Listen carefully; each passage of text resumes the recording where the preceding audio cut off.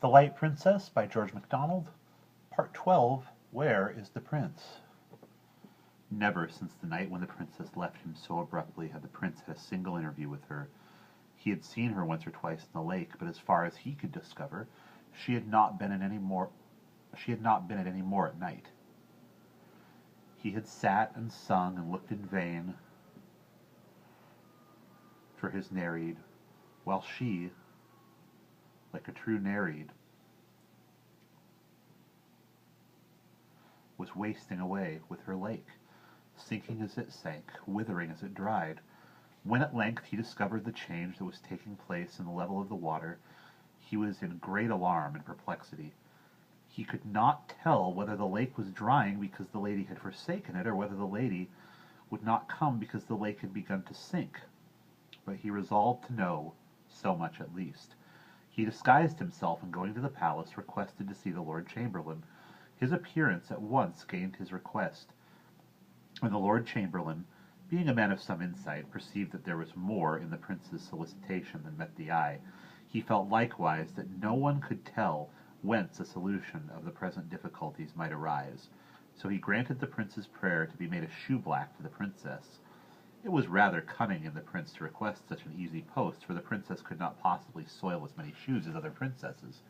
He soon learned all he could be told about the princess. He went nearly distracted, but after roaming about the lake for days, and diving in every depth that remained, all that he could do was to put an extra polish on the dainty pair of boots that was never called for. For the princess kept her room with the curtains drawn to shut out the drying lake, but could not shut it out of her mind for a moment. It haunted her imagination so that she felt as if the lake were her soul, drying up within her, first to mud, then to madness and death.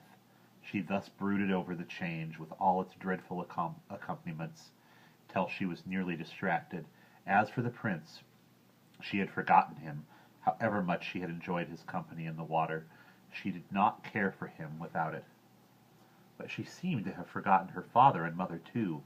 The lake went on sinking. Small slimy spots began to appear, which glittered steadily amidst the changeful shine of the water. These grew to broad patches of mud, which widened and spread with rocks here and there, and floundering fishes and crawling eels swarming. The people went everywhere, catching these, and looking for anything that might have dropped from the royal boats. At length, the lake was all but gone. Only a few of the deepest pools remained unexhausted. It happened one day that a party of youngsters found themselves on the brink of one of these pools. In the very center of the lake, it was a rocky basin of considerable depth. Looking in, they saw at the bottom something that shone yellow in the sun. A little boy jumped in and dived for it. It was a plate of gold, covered with writing. They carried it to the king. On one side of it stood these words: "Death alone from death can save. Love is death, and so is brave. Love can fill the deepest grave. Love loves on beneath the wave." Now this was enigmatical enough to the king and courtiers, but the reverse of the plate explained it a little. Its writing amounted to this: if the lake should disappear, they must find the hole through which the water ran. But it would be useless to try to stop it by any ordinary means. There was but one effectual mode. The body of a living man could alone staunch the flow. The man must give himself of his own will, and the lake must take his life as it filled. Otherwise the offering would be of no avail. If the nation could not provide one hero, it was time it should perish.